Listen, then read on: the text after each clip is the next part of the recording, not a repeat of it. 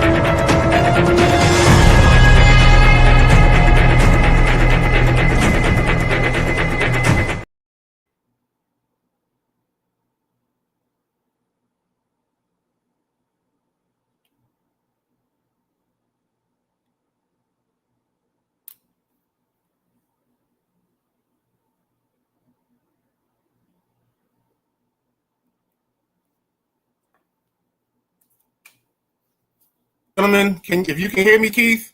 Yeah, I got you now. I got you now. Cool. Sorry, I think I'm frozen. I don't know what's going on. Yeah, you are frozen. The backup is struggling today. My Mariota isn't operating on full speed. Hope you can just take some time and be patient with us. I'm gonna try to just keep talking as long as I can. If I go out, Keith, just fill the air. You got it. But real quick, we got a great show for you. Ladies and gentlemen, boys and girls, welcome to the Sideline Junkies Podcast Network. This is the Thursday night throwdown. You know how we normally start it. We talk about it. And tomorrow for me, we're going to have breakfast. So that when we go into the cafeteria tomorrow, there's going to be a burrito, an omelet stand. And there's going to be a waffle stand. And they're both going to be people in line talking. And they're going to talk about the show they saw the night before. And they're going to say, what's the name of that show? And they're going to tell them it's the Thursday night throwdown. Yeah. And with that being said, ladies and gentlemen, let's get this thing started. As you can see, I have the correspondent with me. And with this correspondent comes one thing, one of the greatest events of this weekend of the golf calendar. It's the Ryder Cup. So we'll talk about that. We'll preview 3 of the top games in college football. And then after we do all of that, we'll preview tonight's game. Plus, we'll talk a little MLB and WNBA. With that all being said, Keith, how are you, sir? I'm good, man. I'm excited. As you know, we got an action-packed weekend of sports here. How you doing this evening? All right? I'm all right, man. I'm just trying to make it through this with the backup doing the best it can, man. The audio's fine. You kind of freeze in frames, every other frame or whatever, but we can hear you loud and clear. All right, cool. I'm just going to talk and keep it going. With that being said, let's talk about the great event that is the Ryder Cup. This is your specialty. We love having you on for this. I'm throwing the overlay up now, so we should be good to go. Yeah, so this is kind of when I stand on my head, or this is the the boilerplate when the correspondent comes on Sideline Junkies Podcast Network. But I'm going to implore everyone in Sideline Junkies Podcast Nation to call your boss and just take off work tomorrow. Just tell them the correspondent said so. There's a golf event that's going to be happening tomorrow, 7 a.m. sharp on USA Network. Okay, it's the 45th Ryder Cup. Okay, USA's won 27. Europe's won 15. There's been a few ties in there. Europe has won 10 out of the last 14 events. So you could see, USA has struggled here really the last 28, 30 years trying to retain this Ryder Cup. It's a prestigious event. It really takes people that play an individual sport and put them in a team atmosphere. And that's really not what these guys do best, right? They're geared to shoot the lowest score every week. Now you throw them in a team environment with a set schedule, with several coaches. It's just not what they're accustomed to. So really the team that can handle the change of event and the change of their schedule the best usually fares the best. The event this year is in New York. Okay, it's out on Long Island. This is going to be a hostile crowd. It's going to be absolute pandemonium. I mean, if anyone gets a chance to watch this, we'll do a follow-up show, but the hair is going to stand up on your arms when the Americans come out from the tunnel. It's almost like wrestling. They're going to come out from the tunnel underneath the stands, and the place is going to go berserk. Okay. The first match right out of the chute is Bryson DeChambeau and Justin Thomas. These guys showed about the most emotion you can. You think golf is a quiet golf clap team sport, but these guys really wear their emotions on their sleeve. They're out there first for a reason, to get the crowd amped up, hopefully get the U.S. off to a good start. And they're going to be battling John Rahm and Tyrrell Hatton. These are a quintessential group. They play on Live together. They're great. They're great golfers and great competitors. So yeah, this is a great event. It's going to be about the fans. USA, there's 28 points. There's 28 matches total, to give you a little behind the curtain look at how this is going to go down. There's going to be 28 total matches. USA needs 14 and a half to win the cup. Europe only needs 14 to keep the cup. So if it ends in a tie, Europe will keep the cup that they earned in Italy in 2023. So the course is, the Americans set up this course to suit what our players do best, which is hit it far. When you hit it far, you don't necessarily hit it straight. So unlike a lot of major championships, you're not going to see the rough, above your feet where you can't even see your shoes. The rough's going to be low. That way we can spray it a little bit and still get on the green and make a lot of birdies. We're going to see a lot of birdies this weekend. We're going to see a lot of motion. It's really going to be these two teams. I can't expound on how close these two teams are on paper. It's pretty remarkable. Europe's bringing 11 of the 12 same players. They only have one rookie. America is going to bring 4 rookies, but these 4 rookies are top 12 players in the world. So we'll see how they deal with the pressure. I got a feeling, one of these rookies probably shit the bed for America, and one of them will turn into a rising star and a local legend, if you will, or an American legend. So yeah, tomorrow, 7:00, it'll be 2 things you're going to hear this weekend a lot. If you turn on the TV, it's going to be 4-ball and 4 sums. You're going to hear that a lot. 4-ball essentially means alternate shot. So, for example, if Bryson tees off first off the first hole, hits it in the rough or the fairway, Justin Thomas will hit the next shot onto the green. Then Brandon DeChambeau will either putt or chip, whatever the next shot is. They'll alternate shots.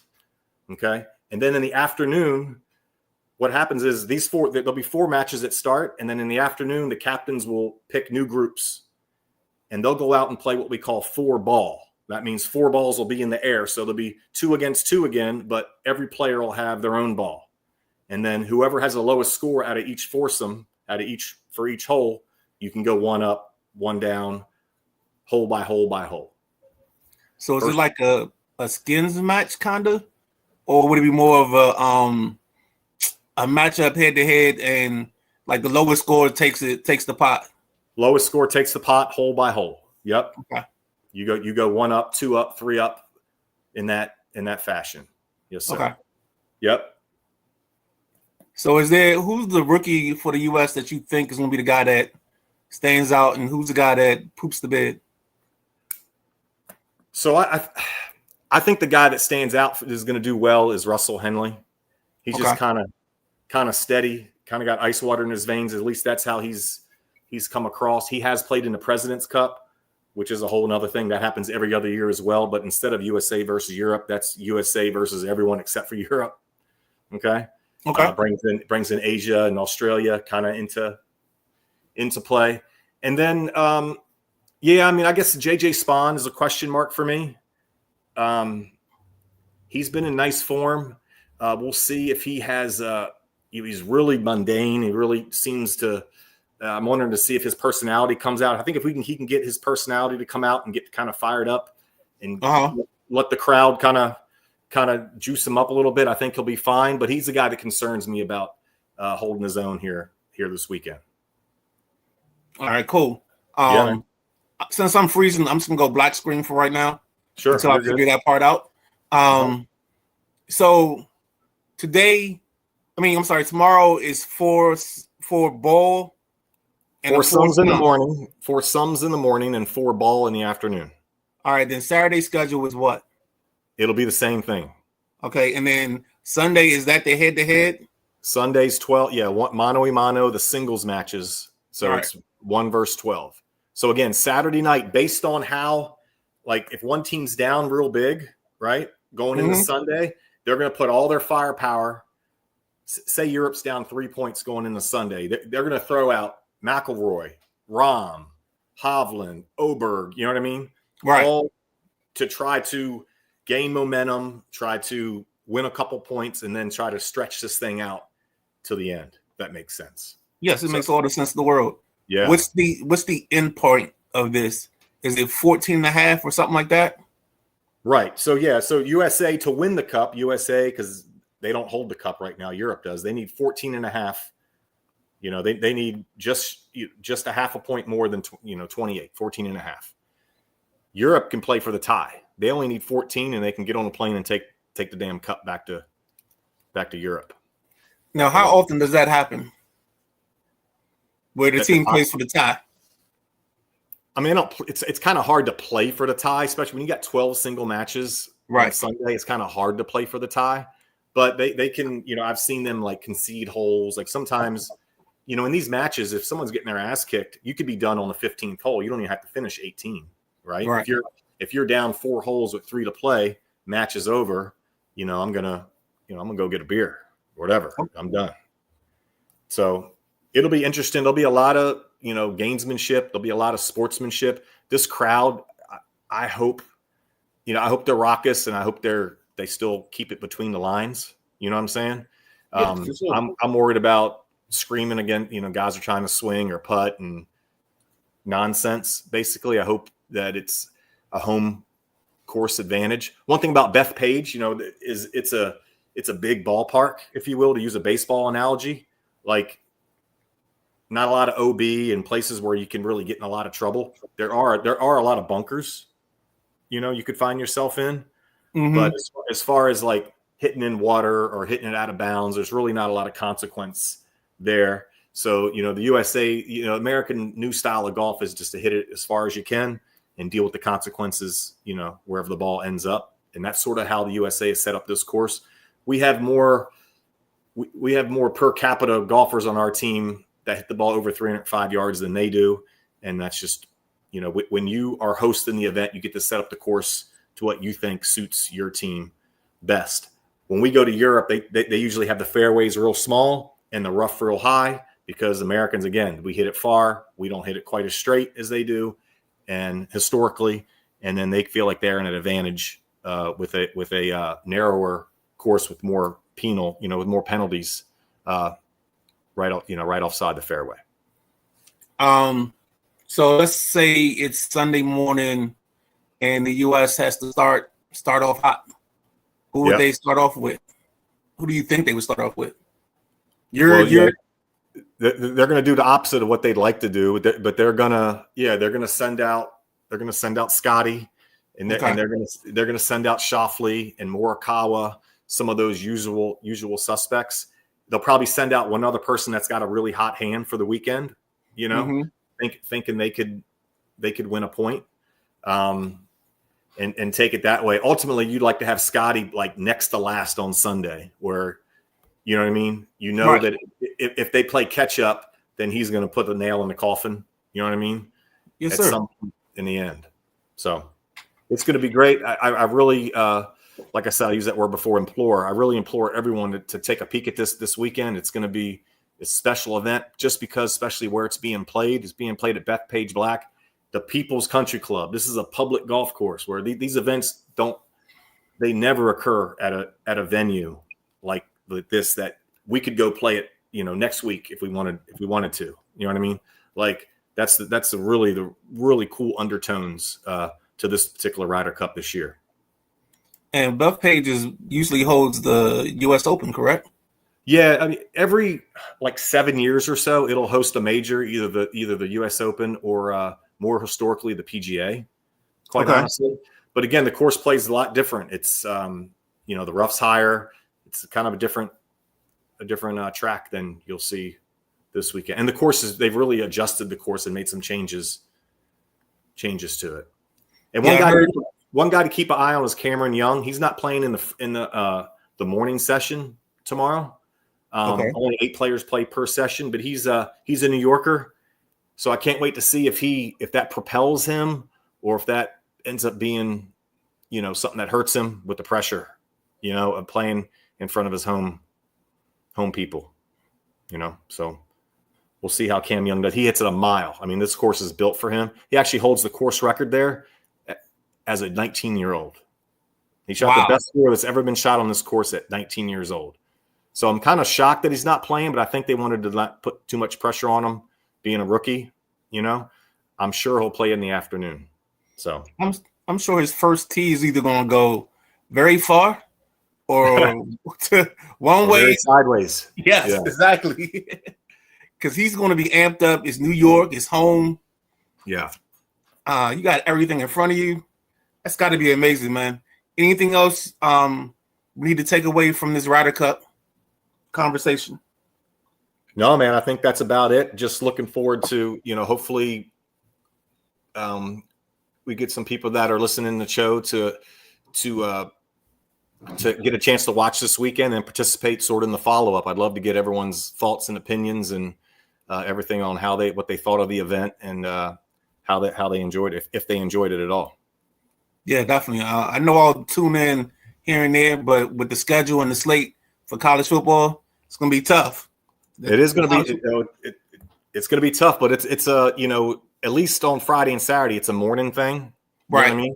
Like it'll be on. It's on at 7 a.m. tomorrow, so you can even Saturday as well. So before you even watch game day, you can get 3 hours of golf in. So no excuses not to watch Saturday morning. How about that?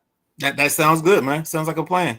All right. Sounds like I might be watching tomorrow morning because I know I got Hulu on my phone, so I can always start with that. Go that route.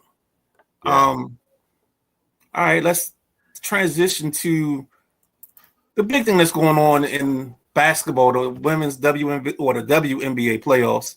Have started the semis. We're 2 games in, and correct me if I'm wrong, both series are tied at 1. Yeah, both series should be tied 1-1. Yeah.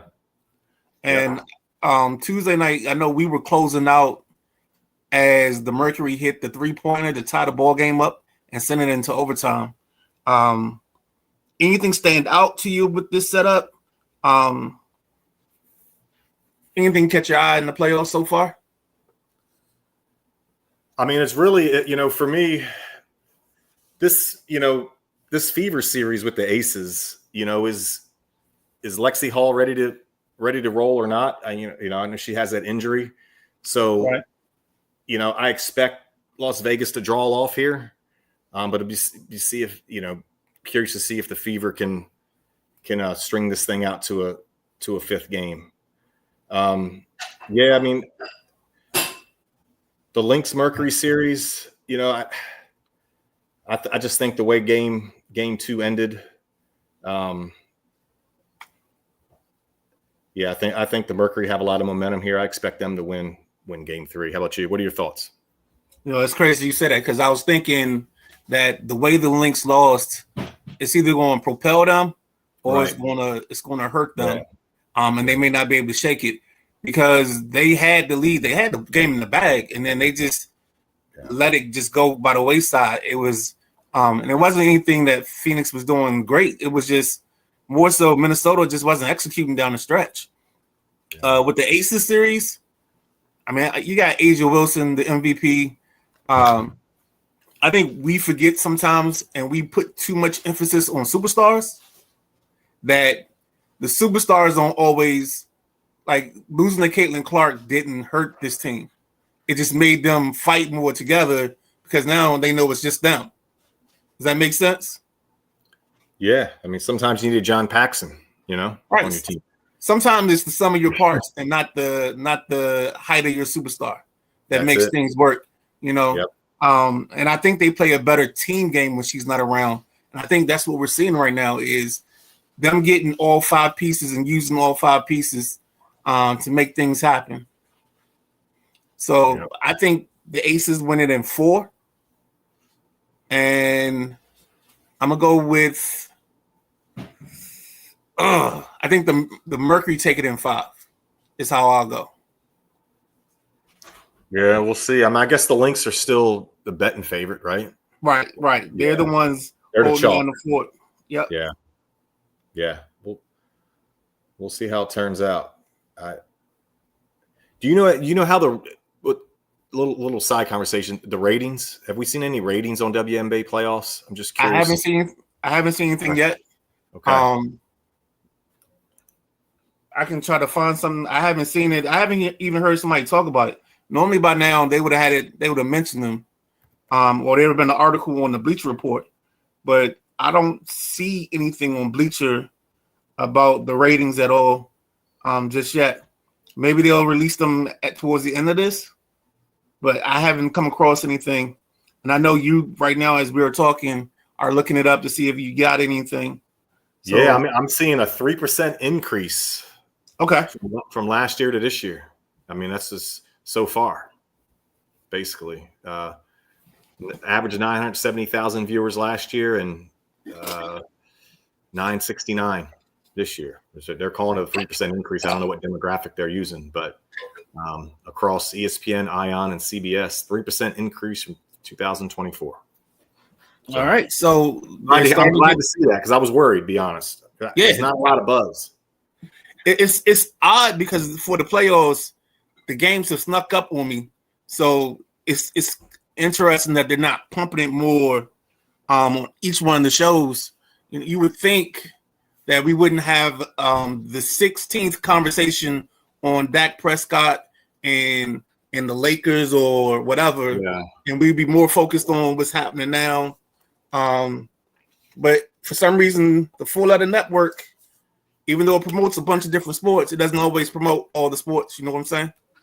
I like what they're doing though, because both games are going to be Friday night midnight rider. Yes, sir. Instead of stringing them out, right? They can capture by broadcasting these games back to back. They are going to go up against Florida State, Virginia, I think it is. I think so. Yes. Tomorrow night. So I mean, that's not definitely if that's a blowout game, people are going to flip back over to the WNBA if there was a good game. So good by them. I think that's a good call by their leadership group there, and just looking forward to catching a little bit of those games tomorrow night. Okay, sounds good. Anything else, real quick, before because I'm hold off on the college football preview. I'm waiting for Jack to jump in. Sure. Actually, you know what? You want to touch on a tiny bit of baseball? Yeah, let's go ahead and hit that because we got some things going on that shouldn't be happening that are happening right now as we speak. One of the biggest things, if you believe in miracles, is Mission Impossible. The Guardians now lead the AL Central.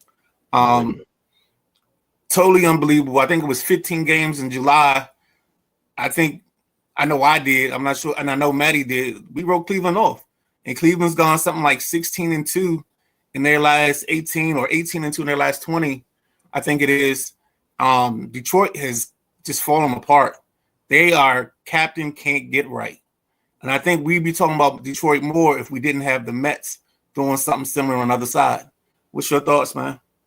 Yeah, I mean, it's the same. I mean, it's Detroit. I mean, they just are not used to being here. And I can't say that I'm surprised, but I'm equally with saying that I'm equally surprised in Cleveland, right? Because an old Cleveland team, you know what I mean, historically, would have folded like a damn lawn chair. You know what I mean? Halfway through the season, for sure. So happy to see Cleveland, fighting hard here. I haven't paid a whole lot of attention to MLB the last couple days, but excited for them, excited for that fan base that, they deserve it. They got a 1-game lead. Let's see if they can close the deal. So if you have the standings up, I think the AL is pretty much set for right now. Not set, but we're down to probably 7 or 8 teams fighting for – there's 3 or 4 teams fighting for one spot, and that's the wild card itself. the third wild card spot. Now that we kind of have some resolution, or we're close to resolution in the Central. Does that make sense? Yeah. So, I mean, I think the final spot, the Tigers have it, right? Right. Right now, as we sit here. Right. And then the Astros are one game back. So there's all kinds of things, for that last wild card spot.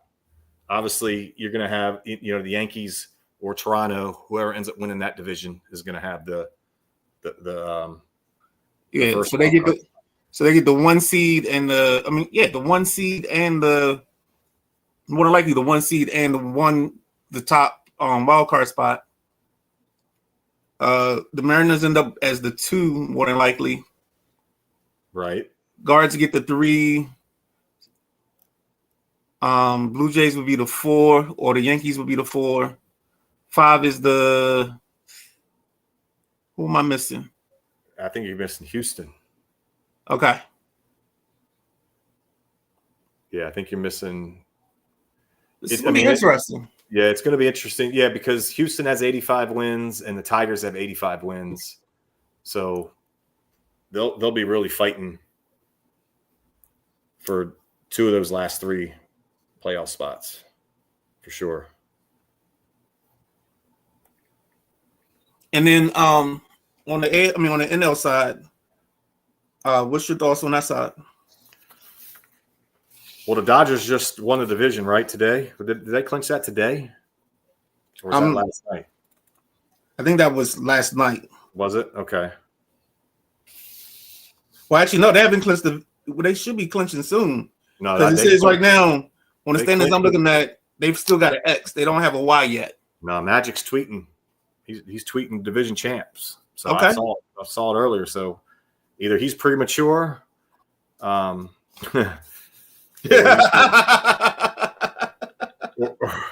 he's taped up. No, I mean the NL, man. I think we know everything there. It's just what's going to happen with the Mets, right? What are your thoughts? Like, are they going to get in here? Are they going to continue to blaze a trail of mediocrity here? What's up with them? I think they've done so much to try to stave off not making it. I mean, they've called up 3 young pitchers from like AA and AAA to try to stave this off, and it's just they just keep falling. And they want to blame Soto, but Soto's putting up MVP numbers, and it's like, what else can he do? He can't do anything more than what he's doing right now for them.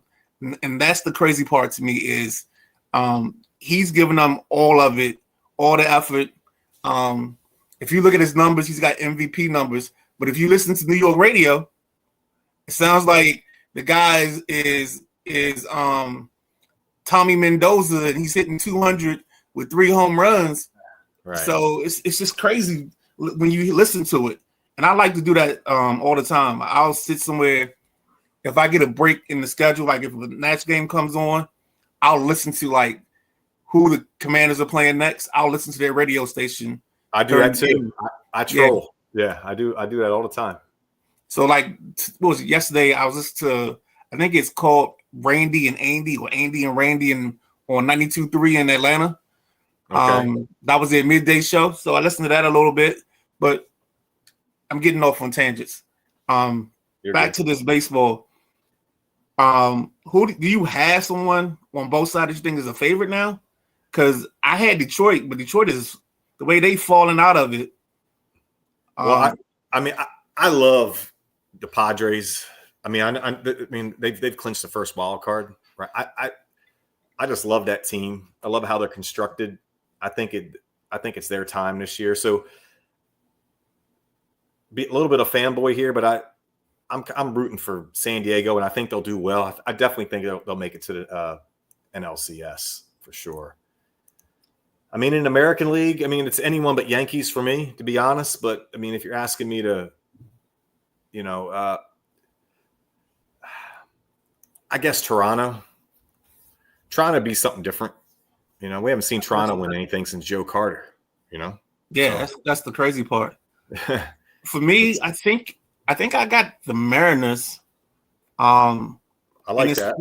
And this is another one of those things where it's anybody but the Yankees. And I just think the way Toronto's into the season, they just can't get anybody out. So I struggle to pick them. I mean, I'm scared to say it, but we might end up, if the Astros make it, we can end up having the Astros in another championship series, fighting to get into the World Series. After we thought that team was left for dead, they could actually kind of work their way back into it. Yep. It'd be incredible, especially they're on or the run they've had. But yeah, it's gonna be interesting how it plays out. Yeah, I got my eye on San Diego and Toronto. That's really. I'm gonna look at those odds in DraftKings after the show, see what they're looking like. But what are you trying to get odds on? Trying to get odds on two things for both teams, actually, to get to the AL and NLCS and to be World Series champions, both. Okay. That's an interesting spot. Let's see. I got World Series. And this is FanDuel because FanDuel does all our lines. They're our official line guys for us. So World Series winner odds. I've got Phillies at plus 420, Dodgers at plus 500, Mariners plus 550, Yankees plus 650, Brewers plus 850, Toronto plus 1,000. I actually kind of like. I said this earlier. The way the Brewers pitch and the way they hit, I got a soft spot for the Brewers, man. Yeah, I do love to see them because they spray the baseball around the park. It's not about they play basically 80s, 90s baseball before chicks dug the long ball. They'll take the hit, they'll hit the ball the opposite way and get the batter across advance the runner. They'll take two on the ball in the gap. Things of that nature, the little things. I think they do the little things in baseball very well. What was Milwaukee's odds? We'll say that again for to win a World Series. What was that again? I think they were plus 950. Hold on, I just popped out. That's all right. That's fine. Plus 850. 850. Yeah. All right. And then they have, of course, exacts and all that. League winners: Seattle plus 200, New York plus 250. Toronto plus 440, Boston plus 800, Cleveland plus 1,000, and Detroit plus 1,000. On the NL side, Phillies plus 210, Dodgers 310, Milwaukee plus 380, Chicago plus 650, San Diego plus 700, and the Mets plus 1,200. All right. Anything else, sir? No, just speaking of gambling, did I send you my Luke McCaffrey anytime touchdown? Did you see that I had? If I did, I don't remember.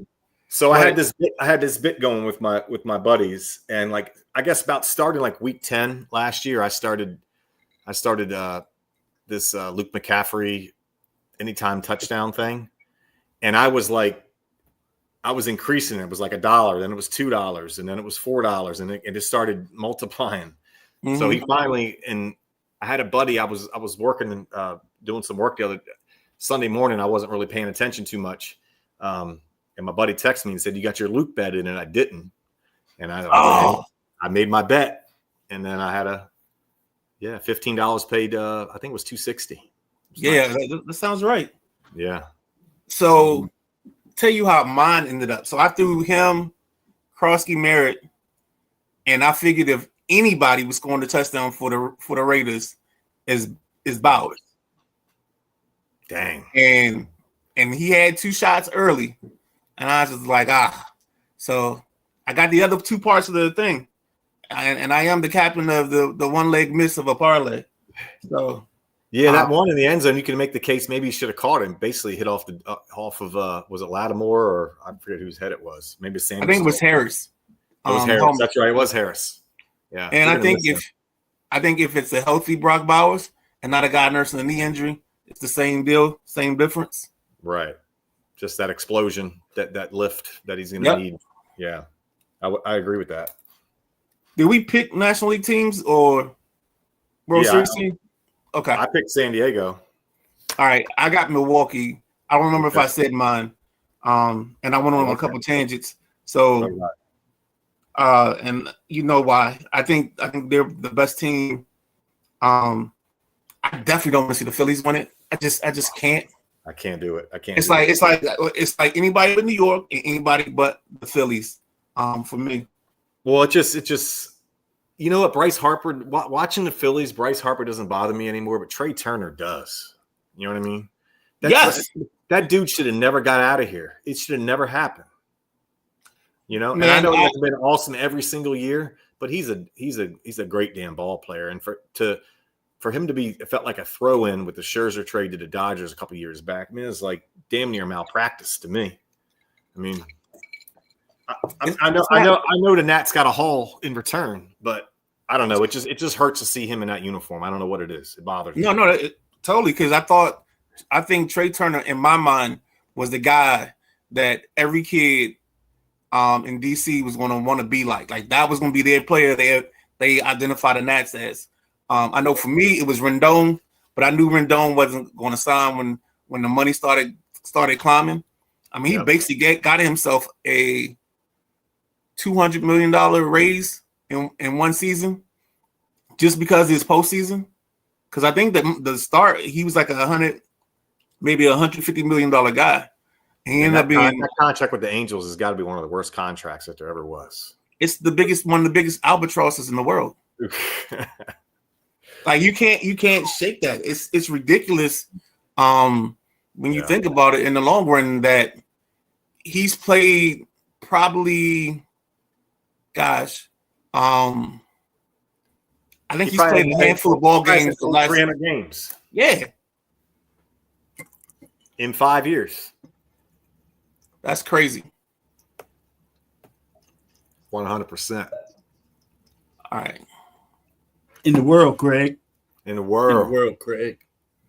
Hey, we are just finishing up baseball. I know you probably want to get your thoughts in on it. We talked about the miracle that has happened. The Tribe having to climb back in and take the lead. Shoot, we gotta be careful because I hope are the Marlins eliminated yet? Because you know our guy Anthony was thinking his Marlins might have a shot. I tell you, I'll give it to Cleveland. I'll give it to Matty Ice. I'll give it to everybody out there around the lake. My bad. I said Cleveland was young. I said you are out of here when you were 15 games down. So even Matty was like that. My bad. Yeah, it's amazing. I mean, between Detroit, the Mets, and who's that? There's another team that's crapping the bed right now. I can't think who it was, but the Mets and the Tigers, I can't get over how bad they're stumbling and bumbling. It's interesting. And then you got the home run situations just going off. Judge hit 2 yesterday. Big Dumper hit 2 yesterday. It's like Judge said, boom, boom, boom. Here you go, take that. And then Cal came in late night talking about, boom, boom, boom, take that. It was awesome. It was awesome. So I tell you, I'm still where I was when we gave our MVP and Cy Young predictions 2 weeks ago. I'm still leaning for Kyle Raleigh to get the AL MVP over Aaron Judge. Any thoughts on the playoff situation and who comes out of each side? Well, Milwaukee's been a big surprise to me. And even Cincinnati being in the mix this late is a surprise to me. I thought they was gone. The Dodgers is slumping a little bit, but the Dodgers bullpen's killing them. That bullpen over there, they've cost them quite a few games here in the past 2 weeks. we still got some. Everything is not positioned and jockeyed yet, right? We still got a few positions that can change in the next week, right? It's basically the final parts, the third wild card, who wins the AL East. I think we're kind of set on the Central because I think Detroit's going to just free fall their way into the wild card, and then and then the same thing on the National League side. The Philly, Milwaukee's clear. The Dodgers are clearing. Keith said they've won a division, so that's done. So again, we're talking about the third spot, and I think against the Mets, the Reds, and there's somebody else in the mix for that. It's a 3-team fight for one spot. Mets, Reds, and Diamondbacks. There it is. Yeah. That's the third. And the Reds are looking in from a couple rows out, I believe. They're not. No, they just have one more loss in the loss column. Yep. So is that all it is? Is one? And Mets have 77. So is it 1.5 games or one game? They're a half a game behind the Mets for the last wild card. Oh, that's all. That's all. Okay.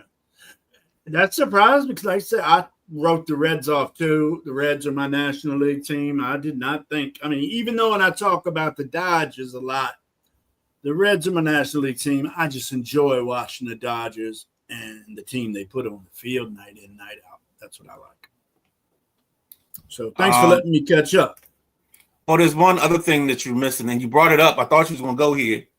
In the home run situation, right now we have 4 guys over 50 home runs, which ties the record from, I think it's 1998.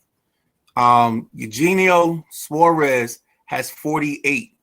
If he can get 2 more home runs, it will break the record for the most 50 home run season. 50 home runs in a season record. Players. Yep. Yeah. I like Suarez. I think he plays the game right, plays the game hard. All right, let's bump and grind through this next piece so we can get to the last part, which is the coup de grace, and the reason why we came, which is the Thursday night football game. I'm going to start the slate here in the middle. If my computer ever cooperates. There we go. Georgia minus 2.5 versus Alabama over under 53.5. Keith, I'll start with you. Georgia, Alabama. Yes. Yes, sir. Who's home? I don't even know. Alabama's at home. Bama's home. Yeah, I mean, I like Georgia. I don't trust the coach there in Alabama yet. I don't think anyone can. If they give him a long enough leash, he might get it right there. But I like DeBoer, right? DeBoer. DeBoer. Yeah. I like Kirby and company here on the road to cover 2.5. Jack Carr. Okay. Well, I definitely think they're going to score some points tomorrow. Gunnar Stockton is off to a good yet kind of safe beginning. You know, I haven't really seen him with some great competition yet. This here is going to show it. Gunner's got 4 touchdowns, 0 interceptions, 3 rushing TDs by the QB. He's also completing 70% of his passes, which I like because he's got some backs that can some wide receivers, Colby Young and Zachariah Branch. They can get loose for a long ball. So watch out for Gunnar Stockton trying to get behind the backs. And you got linebacker Chris Cole is going to be trying to give Ty Simpson some trouble in that Alabama backfield. So I look for Alabama to try to run the ball on them a little bit. They got a nice little tandem of Kevin Riley. He's a freshman running back, and they also got another freshman running back, A.K. Deer, D-E-A-R, A.K. Deer. That boy gets 12 yards per carry. He is explosive, y'all. And if you remember me talking about USC's offense last week, this Alabama running game was kind of similar. So defensive back Bray Hubbard for Alabama is a ball hawk. So Stockton's going to have to watch out for Hubbard in that defensive backfield. So I got to go Dogs, man. And I think the Dogs are they're gonna cover, and we're gonna hit the over. We're gonna hit 60 in this ball game, I believe. Isn't that right? I think this is Gunnar Stockton versus Gunnar Stockton light. Like, I think Tyler Simpson is just a cheaper version of Stockton. I mean, he's all moxie, all grit. I think the kid will run through a brick wall if he has to, just to advance the football. And I think that's kind of what Stockton is. Stockton isn't your prolific passer. He isn't the guy that's going to light up the scoreboard and score you 60 in any given night, but he will grind you into a nice 28-30, like you said, Jack. I got the over. I like Georgia as well in this ball game. And we just gonna hop right on to the next joint. Our next game is LSU versus Ole Miss. Ole Miss -1.5, over under 56.5. Let's do this in reverse, Jack. What you think? All right. Well, with that Ole Miss, man, quarterback Trinidad Chambliss. A lot of people haven't heard of him. Man, he was definitely in my top 20 that I was jumping around for the list this week. Midnight Rider. He's very smart with the ball. He's got 4 passing touchdowns, 0 interceptions, 2 rushing touchdowns. Ole Miss, man, 400 yards a game. They're really a solid offense. They also run a pair of running backs. I like the workhorse, Nate Frazier. Dwight Phillips, 8.5 yards per carry. He's always up for a home run ball. So you look on the defensive side for Ole Miss, Xavier Harris and linebacker Jaden Yates. They really hold it down. Xavier Harris is all over the place. You guys wait to see him play. But on the LSU side, everybody's heard about Newsmeyer. Everybody's heard about Harlem Bailey, Caden Durham. That's another tandem running back crew. That's a freshman and a sophomore there. The boy Harlem Bailey, he's getting 6 yards per carry and just hits the hole hard. So as a team, LSU swarms on defense. 11 team sacks. That's pretty nice in 3 games. So I look for LSU to hold down their spot, even though I like Ole Miss. I just think they're going to come up a tad short against this strong LSU team. So I take LSU. I think this is going to be nitty gritty, man. I think it's going to be 23-20, 24-21, something similar in that spot, Midnight Rider. So the under by a lot. The under, you love the under. Yes, sir. At 56.5. On this one, yes, sir. I just got a feeling that LSU defense is going to come out and it's going to end up being contagious, and Ole Miss is going to have trouble scoring. There you go. I'm going to make this quick, and I can't believe I'm about to say this, but I actually trust Brian Kelly in this spot, and I think that's saying something. Because ever since he hit us with that southern drawl down there in Louisiana when he got that job down there, my family, he hasn't met. How you doing tonight, Brian? Actually, my family. I think he's actually on the right track now. Have you guys seen this Barian Brown kid for LSU? This receiver, he's the fastest dude on the planet. Brown and Anderson get most of the targets. There's only like 2 wide receivers that are getting most of the targets, and your guy is definitely one of them. Yeah. He is. He's clean, man. I love watching him play. He looks like the next Jefferson or Chase coming out of that program, to be honest. Yeah. For me. A little skinnier, but yeah, wide receiver you. So yeah, give me I'll take LSU as well. And Jack, I'm with you on the under. I'm gonna pound the hell out of that, by the way. I'm hitting that on FanDuel here. Hit it from the side, hit it from the back. What say you? I I just don't like Brian Kelly at I all. know you don't. And the craziest thing is they I put don't Brian, either. This is epiphany for me. This is like a come to Jesus moment. I love him. This is I like Brian. this is like picking between like Satan and the devil.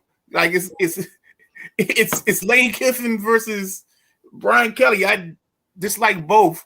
No. But I'm gonna go with, you know what? I'm gonna believe in Chambly. And I'm gonna go with old Mr. Win It. And LSU covers because we hit the under and the final is 28-27. That's how we get there. Oh boy. Oh, I'm gonna toggle that over underline down. Down. And get paid. Thanks, All right, to Midnight Ride. Hey, Jack, if you promise to be quick, I'm gonna throw you a bone here. You gonna give me a fourth game? Yes. And I'm gonna do it now instead of waiting. And it's your USC Trojans versus Illinois. The Fighting Illini coming off of that 63-10 pounding. USC, you say their offense is playing high-powered offense. They are. Any thoughts? I mean, we just got to get in and out of this so we can get to Penn State, Oregon. Yeah, that's tough, man. You know, Illinois is just getting bumped up to the top 10 and then getting bumped back down by, you know, Indiana, a team I thought should have been ranked ahead of Illinois at the time. I couldn't believe Indiana was 19 and Illinois was 9. But I think Illinois had a big victory early that bumped them up there. So, but I got to go. Got to go. Where is it at? Is it in Illinois? I believe so. Yeah, I think USC is going to keep rolling. That running game, man, it's like Pac-Man. It just eats and eats and eats and eats. That running game is sick. The QB runs, the wide receivers run. They got a Debo set where they do that wide receiver sweep. USC is explosive, and y'all seen that last week. It's in Illinois. Okay, so a lot of y'all be able to see it. It won't be a late game. It's a 12 p.m. start. Yeah, man. Keith, what you got? I got nothing on this game. Okay, that's cool. I throw it in there because I like Jack. That's the team that Jack has talked about. And whenever he gets hot on a team or something like that, I try to feed him like his 40 chip and he's Rigo. There you go. Nah, I appreciate it. Keep your eye on Florida State. I gave you guys Florida State beginning of the year in a college football preview show, and man. They're meeting my expectations right now. Yeah, I think I had Castellanos as my number 4 quarterback in our list on Tuesday. For me, this ball game, I think USC wins and Illinois starts to free fall. I think because of the way they lost to Indiana, I don't think they recover and come back and make anything happen the rest of this season. I think they'll be one of the bigger disappointments. And now to the granddaddy of them all, in the words of Keith Jackson, Penn State versus Oregon. Penn State minus 3.5. Oregon, over under is 52.5. You got 2 of the top quarterback prospects here. Drew Aller versus Dante Moore. Gentleman Jack, take it away. Thank you. You got also 2 of the top scoring offenses here, guys. They're going to blow this over out of the water. I wouldn't be surprised they score 80 points in this game, man, because you got Oregon in their first 3 games, they're averaging 51 points a game. Penn State in their first 3 games, averaging 44 points a game. Drew Aller, very, very protective of the ball. 4 passing TDs, 0 interceptions. And you know my boy K-Tron. You know I like K-Tron, Midnight Rider. He's getting 8 yards per carry, not disappointing anybody with the Penn State run game. Wide receiver, he's got a trio, man. He's got Pena, he's got Hudson, he's got Reynolds. And Aller can hit either 3 of them on the long ball. Oregon, like I said, 51 points a game, 7 yards per rush, average 525 yards a game. So I'm telling you, anybody don't think I thought this over was going to be upwards near 60. I really did. I thought it was going to be 58. So at Oregon, all the running backs and Dante can break runs. All their running backs. I'm telling you, you look at their top 4 running backs and Dante Moore. And it's like the Ravens situation with Jackson and Henry. Jackson and Henry. You're already behind the 8 ball because you don't know which one of them two might get it or throw it. So that's the kind of offense I see Oregon putting out there. But sometimes Henry will throw it. Sometimes. Yes, he has done that. You're right. And there's a linebacker you guys got to watch on Oregon. Mateo Ugalele. He's already got 3 sacks this year. They got 3 tough linebackers at Oregon. Bear Alexander's nice. Bryce Betcher, he's nice. I don't know. But the thing is, everybody's got the big game James and Ken Franklin can't win in the top 10 matchups and shit. I think this game, big game James will get a win in a top 5 matchup. And it's going to be defensive end Danny Dennis and Tony Rojas. They're going to be putting so much pressure on Dante Moore, he ain't going to know what to do. So I'll take Penn State, and I'll take the over in this. It's going to be a high-scoring game. They both going to have 20-something points by half. So let's back up a little bit. So this is a revenge game for Penn State, right? They lost to Oregon in the playoffs last year, right? I thought they lost to Notre Dame in the playoffs. Oh, they did. They did. Okay. They did. So Dan Lanning, I think his road record is pretty phenomenal. I mean, since he's been at Oregon, I think that's something to pay attention to. I mean, Penn State's got that defense, and Oregon's got that run game. I mean, this is just a heavy-hitted matchup, I guess. Who scores the most? Yeah. I mean, that's what I think. I'm with you, Jack, 100%. I think it's Penn State's time. Oregon's traveling across the country here. I like Penn State minus the 3.5, and I love the over as well. I have to. Those are my two. These 2 nuggets you've given me on that those 2 overs are going to be phenomenal. I'm looking forward to playing them up for sure. Yeah, I really think so. I do. Okay. Midnight Rider, what you got? Well, I'm gonna go with Dante. I'm gonna say Dante Moore puts himself into the national spotlight. He runs his name up the totem pole that is the Heisman pole. Fits himself into like 2nd or 3rd place behind Mendoza, and I take Oregon to win this ball game outright, and I'm taking the over. I don't believe in it. Could be a whiteout, it could be a blue out, it could be a blackout. It could be all in and out. I don't care what Penn State does. I like Oregon in this ball game.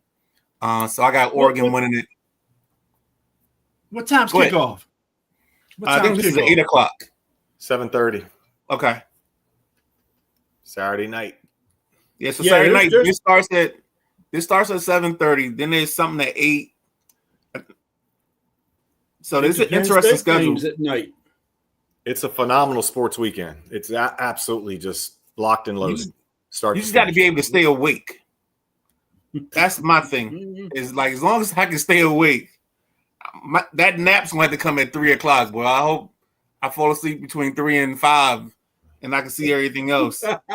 Better turn that TV on USA tomorrow morning, 7 o'clock. I think I'm just going to wake up to it because I'm going to be up at 7. Because tomorrow's Friday, so yeah, I'll be up before that anyway. So yeah, I'll turn it on and check it out. So yeah, so Georgia, Alabama's at 7:30. Penn State, Oregon's at 7:30. For my guy, since his birthday was yesterday, Timothy Watkins, BYU and Colorado played them at 10:15 on Saturday. Late game. Yeah, I'll give him that love. BYU's supposed to have a nice defense. No, that's just a spammer. All right, guys, let's get to the reason why we came out. The reason why we do this on Thursdays, and we start early on Thursdays. It's the Thursday night ball game. Cardinals debut their Desert Storm uniforms. Cardinals versus the Seahawks. The line is Seahawks -1.5. Over under is 43.5. You got James Conner out for the season. Trey Benson, Florida State running back, steps in and takes over the running game duties. Gentleman Jack, let's start with you, man. Wow, I didn't hear that about James Conner. That's yeah, he broke his ankle. He broke his ankle last Sunday. That guy, I tell you, he one of the strongest men I know. You know, everything he's been through when he fought cancer while at Pitt, and what he's dealt through the NFL in his short career. I did not know that. He's got Arizona's only rushing touchdown so far this year. So they lost their leading touchdown rusher. Kyler Murray, I've never been a Kyler Murray fan.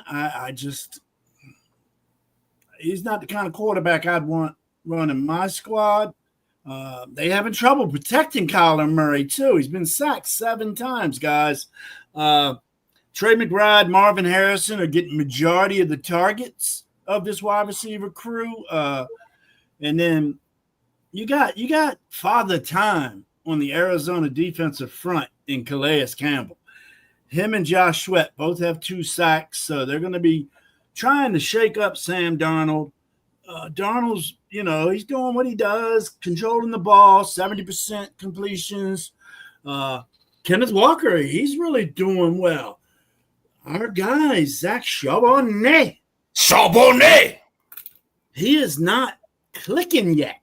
He's really looking pretty terrible. I think he's got 27 carries for 57 yards so far this year. That's not Charbonnet. Charbonnet.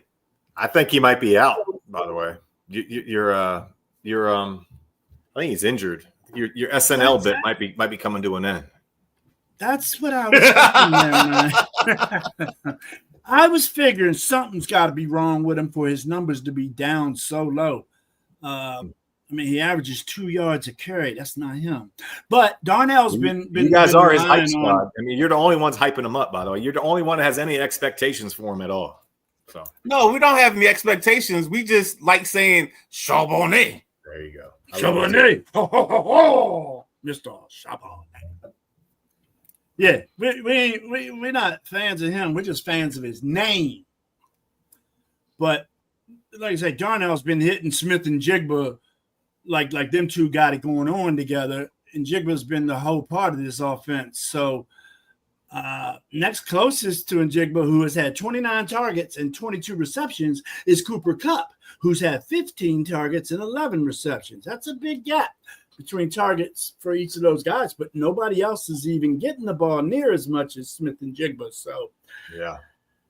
But I still think Seattle's got enough to beat Arizona, because I think at times that Arizona offense can look dysfunctional.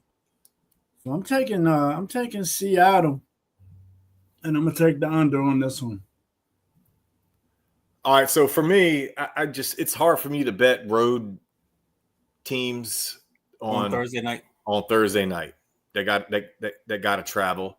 In the division helps some because there's familiarity there. So it's not like Washington trying to go to Green Bay and getting just absolutely blindsided. So I don't think there'll be a lot of surprises here. Darnold's got the highest passer rate in the NFL. I think there's a few metrics that he is way up at the top in. People are putting Smith and Jigba in the damn Hall of Fame already after 3 weeks of the season. I feel like Arizona really will focus on double teaming him and make sure he's bracketed tonight in some way, shape, or form, and make Kenny Walker beat them potentially. Jack, I agree with you with Kyler Murray. It feels like you could have all the plan you want, but when Kyler Murray gets under center, he just all of a sudden he just does whatever the F he feels like he wants to do on that particular play, and he's off script. He's never on time.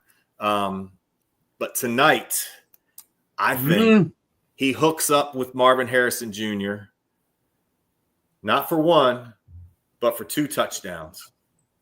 All right. So I like the Cardinals here and the over. I like the Cardinals here and the over. And I love the Kyler Murray 2 touchdown prop. Midnight Rider, what you got? Man, I mean, yeah, he did. Marvin Harrison 2 tutties. Yep. After last week and that horrendous drop he had last week, you talk about us showing some love. Without Connor, you can try to give Trey Benson the load if you want, right? Right. They're going. This is the game. This is the game. The defense coming in on short rest. They're traveling. If Marvin Harrison Jr. is going to be somebody, he needs to start being it tonight. And I feel like he's going to make something happen. I like what you guys saying. I don't want to sound like a broken record, but I'm not a big fan of Kyler Murray either. I think I call him Webster just because you can't really see him in the backfield. I don't think he's managed to find the windows kind of like a Drew Brees has back in the day.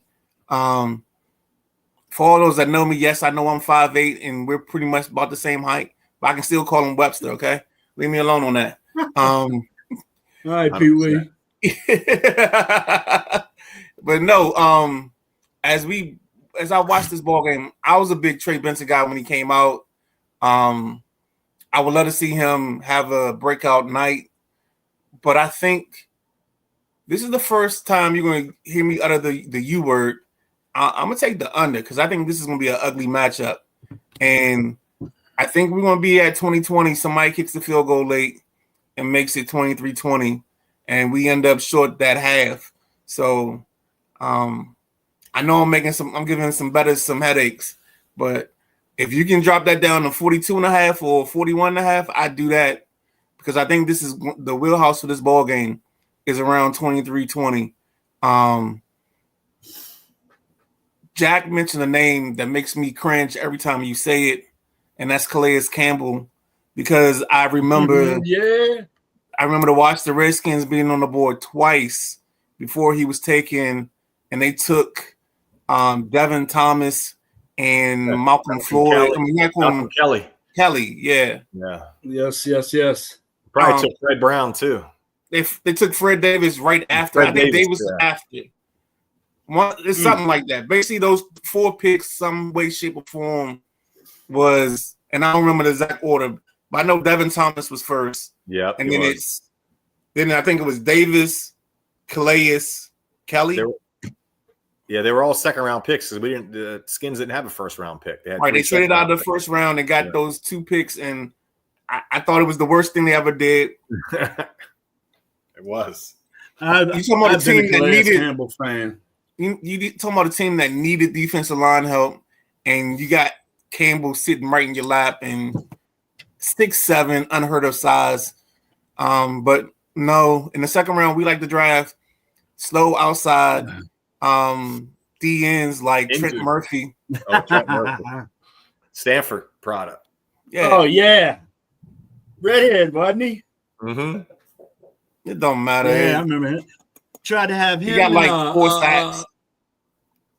Right, but it was Murphy and our all-time sack leader, Kerrigan. It was supposed to be Murphy and Kerrigan bookends. I really thought that was going to work, but I hated the whole idea because the one thing I never understood is why that team, when you go 3-4, your ends or your edges aren't explosive fast guys. But that's another story for another day. So, who did I take team-wise? Did I take Seahawks? No. I know I took the under. I don't think you made a proclamation yet. All right, cool. Yeah, you told us the under. You were. Yeah, I like the under. Yeah. Only way I go over is if it's like 39.5 or 40. But give me the Cardinals, the home team, right? So give me the home team on Thursday night. So I think the story of this game might be the uniforms. The Cardinals. Yeah. Mm-hmm. Like paint spatter. It could be a sucky game. Well, that's the other tidbit of this game is this is the first of the rivalry jerseys. This is the first one being played and used. The others will debut later on. I think the AFC East and the NFC West are the two divisions debuting these so-called rivalry jerseys. Okay, I like it. Yeah, the Cardinals got on something I never seen before. Their uniforms and their helmet looks like it's got like shot with paint spatter. It's like, is it? Would you call the uniforms Midnight Rider? Desert Storm or something? Would you call Yes, them? yes, that's like their Desert Storm jerseys. Okay, that makes sense. Maybe it's where we at? Supposed to look like sand or something stuck to the jersey, or maybe. It's interesting. It's just red and white. Yeah, they look all right. All right, guys. We're at that point. We're probably about 2 minutes outside of kickoff. This is the moment where you get some tidbit where, you know, Ooh, I like those. Outside the topics that we talked about. We call this wrap this shit up, B. Keith, I'll let you start with the wrap it up. If you got something, cool. If you don't, we'll just go on and then we'll end the show. I'm gonna stand on my head again. Call your boss. Tell him the correspondent told you you're allowed to take off tomorrow. Sit your ass down on the couch, 6:45, get your coffee, get your orange crush, whatever you need, and watch the damn Ryder Cup. We're gonna have a test Tuesday, Thursday, Wednesday next week, one day next week on the Sideline Junkies Podcast Network. We're gonna have a test. We're gonna make sure everybody was a willing participant in watching this program here, because it is gonna be an epic event. I hope everybody tunes into it. I'll get off my soapbox here, but I'm hoping that a lot of the group and a lot of our followers here really tune in, because I think one, they'll be impressed with the sort of the pageantry of it all, and also how much pressure these guys are under, really trying to bring the cup back to the U.S. It's a big damn deal in the golf world and in the sports world in general. So call your boss, tell them the correspondent said so. No work tomorrow. Jack, what do you say? No work tomorrow for everybody. All right, you get a day off. Everybody gets a day off tomorrow. You got to sniffles. Yeah. And then, once it gets dark out, you can tune in to the WNBA playoffs. They resume again tomorrow night. First game starts at 7:30. Second game 9:30. Both series are tied 1-1. You got the Aces and the Fever in one matchup, the Lynx and the Mercury in the other. I like what I see there. I'm surprised to see the Fever there, but I like the four teams I see. So WNBA semifinals right there this Friday. Quick prediction. Quick prediction on those series, Jack. It's going to be the Aces and the Lynx, the two best teams in the league. And the Aces are going to win it again, the hottest team in the league. There you go. That's what I see. Mm-hmm. Well, the way I take this out is tomorrow night, 7 p.m., Route 1, in the home of the Spartans, the 300 will march. They will play the Suitland Rams tomorrow. Coach Powell of Pretenders or Contenders on Monday at 7 p.m. His team comes in, has a home game tomorrow. So if you're in the area, come check out the Spartans and the 300. I know I'm going to be there early. I don't know if I'm staying whole game. These old man eyes don't work like they used to. But, check the fellas out. Suitland Rams. And I know the Suitland coach has been on the Contenders and Pretenders show before. So it's going to be an interesting matchup. I want to see how that plays out. With all that being said, anything else from you guys? Good. All right. We might have two locations covered this weekend on high school ball. Keep your ears on. We might have two locations this weekend. Nice. All right. With that being said, the schedule after tonight, you got the Gridiron coming at you, the greatest fictitious college football show in the world, Craig, at 11:30 a.m. You got the Saturday Night WrestleManiacs, and then you got the Sunday Rise at 11 a.m. What better way to start your week off than with the Sideline Junkies Podcast Network? With that being said, for the Gentleman Jack, for the Correspondent, I'm the Midnight Rider. Remember, Correspondent 316, take off tomorrow, and we out of here. Hit him straight. Boing. Oh, shit.